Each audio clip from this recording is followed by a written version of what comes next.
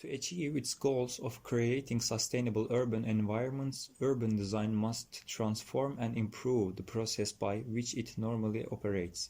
Many reports have been written about the close relationship between urban design and sustainability in the UK and other organizations. However, issues such as where and how sustainability should be included should be detailed. Vivacity 2020 is a research project funded by the Engineering and Physical Sciences Research Council that aims to analyze urban planning, design and consultation process to determine how and when important decisions regarding urban sustainability are made. Urban design is multidimensional and open to interpretation, but there is also consensus. In this direction, it's possible to define urban design as the art and the process of designing, making and managing spaces for people. Two things emerge with this definition. Urban design is creative and unique to every situation it applies. That means it cannot be the part of a general policy at the national level to be used everywhere. Urban design should be encouraged at a more local level. People should be addressed, therefore, local authorities and communities should be involved, as creating places where people want to work, live is the key urban design projects. It should be human skill and inspiring. Urban design is a complex process. This process includes the various stakeholders, tasks, issues, and feedback that make up and influence urban design projects. Sustainability is also a part of this process. The better the urban design process is understood and the rules are known, the better the place where the urban design process is affected by sustainability can be understood and discussed. The local context, which includes the community and local businesses, should be understood in the process, and it should be known how the relations between stakeholders are affected. Thus, the process can be improved. The urban design process has been developed as an alternative to the traditional planning approach. It emphasizes qualitative information by emphasizing the characteristics of the elements and the relationships between the elements in the urban design development area. It includes different design processes. These processes can include rational decisions as in the traditional approach. It is based on quantitative information gathered from the objective sources. The inclusion of subjective information at different stages of the process distinguishes the urban design and planning process from others. Integrating this type of information, such as interviewing community members to understand local issues in a neighborhood, helps provide more complete context than using quantitative and rational decision-making alone. The design process consists of 4 stages: team building, design and development, evaluation and implementation, monitoring and tracking. Between each phase, there are transitional phases to help stakeholders define the goals of the previous phases and move on to the next phase. These processes ensure the continuity of the project. The most important issue of the sustainability is to emphasize the importance of considering the future. The Brundtland Commission and the most common definition is as follows: development that meets the needs of the present without compromising the ability of future generations to meet their own needs. This highlights 3 main quality of life goals: social progress that address the needs of all people, the effective protection of the environment and prudent use of natural resources, the maintenance of stable levels of high economic growth and development. Increasing the interaction between these 3 will help to tackle of the problems of sustainability.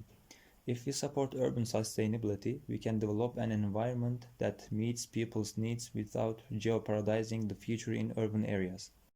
Sustainability has been promoted around the world since 1990. They have developed some policies. In addition, developments need to go through a transparent process so that stakeholders have full information and better quality of life can be achieved. Places where sustainability, which has an important place in the urban design process, participate and contribute to the project, have been tried to be clarified with the Vivacity 2020 project. In the last decade, building and urban design in Portugal has made a great progress in terms of sustainability. The vast majority of the country's population lives near the coasts. This is a phenomenon that stems in large part from population movement from the country's inland rural areas. Some parts of the countryside to huge coastal urban centers which throughout the 20th century a variety of events took place. In today's world, this is a case. Agriculture's economic importance is dwindling when compared to other industries, in regard to services and industry. As a result, much of the land has become degraded, abandoned, which, when paired with the global warming trend, creates a dangerous situation. One of the key causes of the forest fires that have occurred in recent years. In the last few years, it has been extremely severe.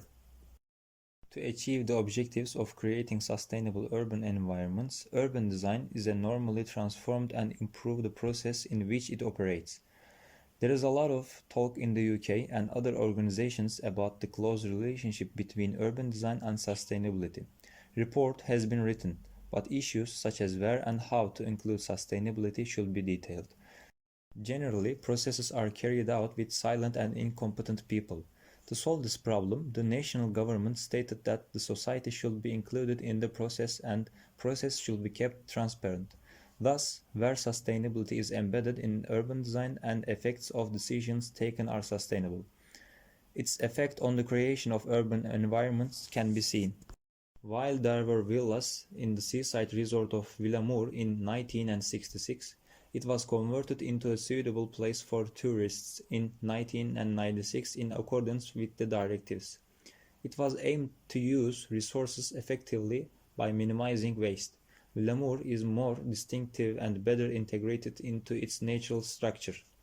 There are several solutions for natural air conditioning in Portugal.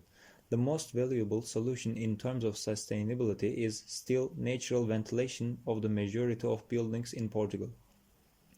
In the late 1990s, interests in suitable architecture, the idea of being environmentally friendly and concept of green building increased.